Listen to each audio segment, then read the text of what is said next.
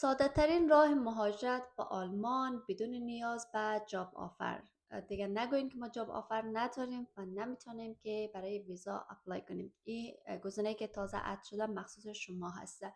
در وبسایتی که میبینین یک گزینه است، در قسمت ویزا کلیک میکنیم و نوعیت ویزا را درخواست میدیم. اپورتونتی کارت این آپشن جدید هسته، فقط برای کسایی هسته که شما کارفرما هنوز پیدا نکردین و بازم علاقمندی به ای دارین که برین به کشور آلمان. این گزینه فقط برای شما هسته.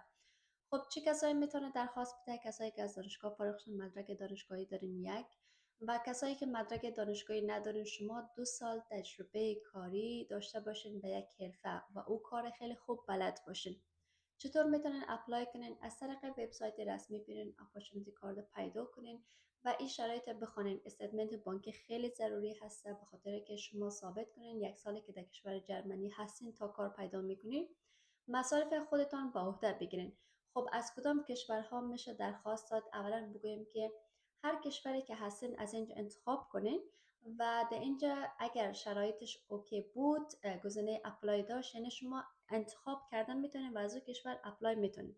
مثلا من افغانستان اول انتخاب میکنم. کسایی که در افغانستان هستین وقتی افغانستان انتخاب کردیم، اینجا مسیجی که میگه افغانستان فعلا سفارت بسته است، شما هیچ کار نمیتونین، از اون درخواست مجبور هستین در کشور دیگه باشین.